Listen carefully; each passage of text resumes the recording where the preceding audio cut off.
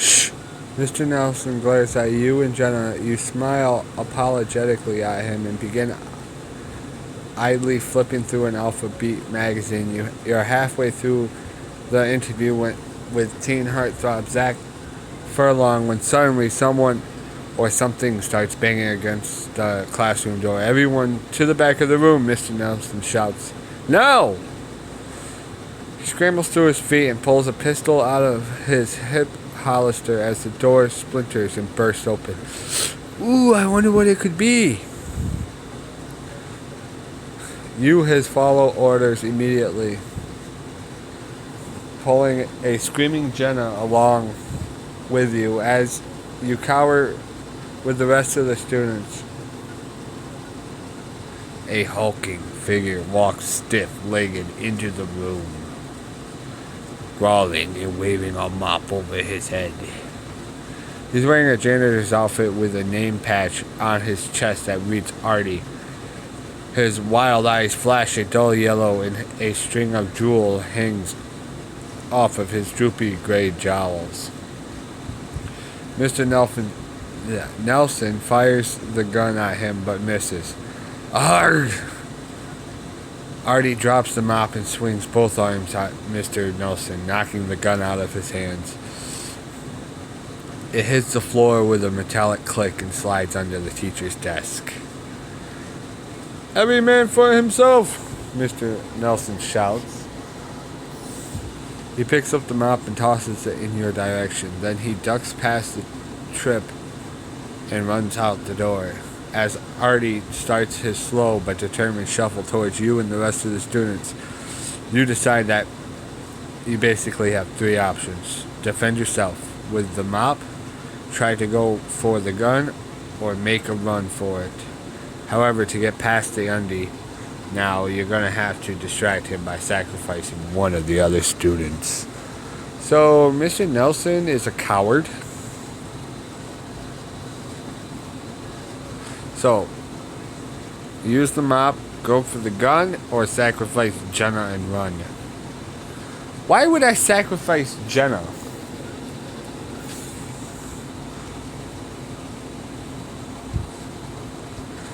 So, unfortunately, guys, a small portion of it where we found out that Jenna and we are closer than we thought. Both of our parents are research for the cure. Fortunately, the recording for it was destroyed. Well, it didn't record, sorry. And I can't go back.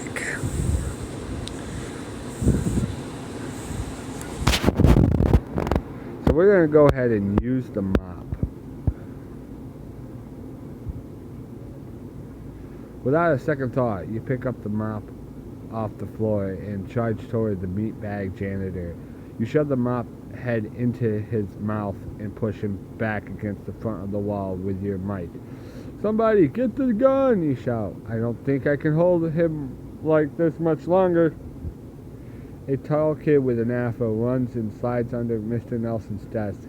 After a few seconds, he emerges from the other side, points the pistol at Artie's temple, and fires. The rest of the kids, still huddling together in the back, emit a collective groan of disgust as you feel a wet splatter against the side of your face.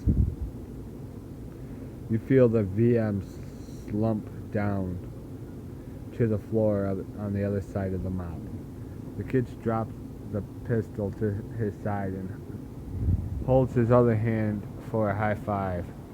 That was awesome. What's your name, girl? Jane, you say, slapping him some skin. A set of dimples punctuates his goofy grin, and you can't help noticing that he's really cute. You grin back, and you both stand there staring at each other for a few awkward seconds. Yeah, well, I'm Michael. You should probably, he gestured to your foot. You got some, brain in your hair. Oh, right. But wait a second, Michael flips open the chamber of the pistol and drops a bullet into his palm. Take this. You deserve it. Thanks, you say.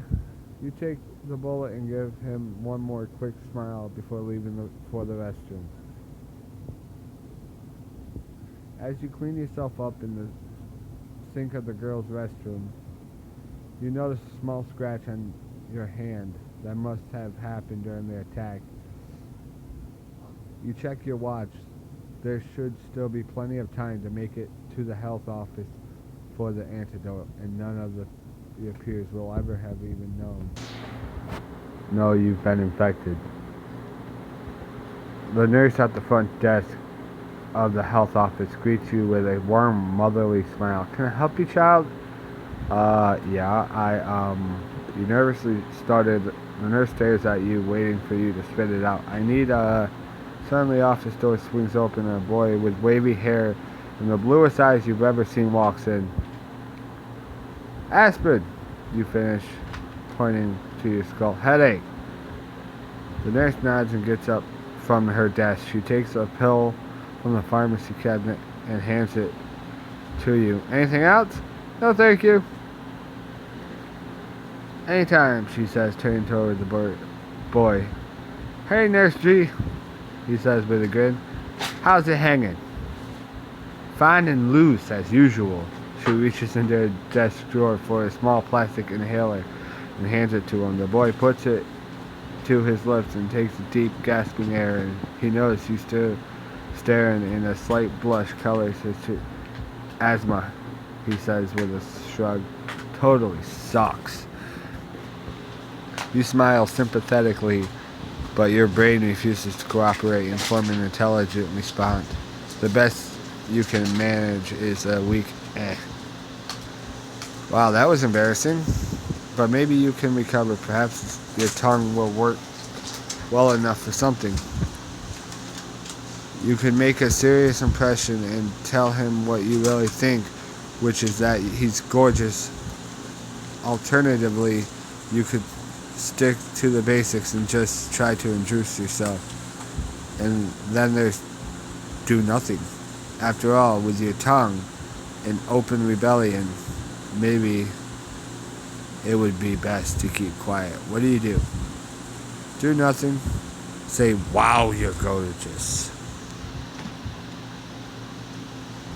Or introduce yourself. Fuck it, I'm gonna introduce myself. Alrighty guys, I think I'm going to leave this one here. It's going to be in 2 different videos, unfortunately. Hope you guys enjoy them. I'll see how you do in the next one. Bye!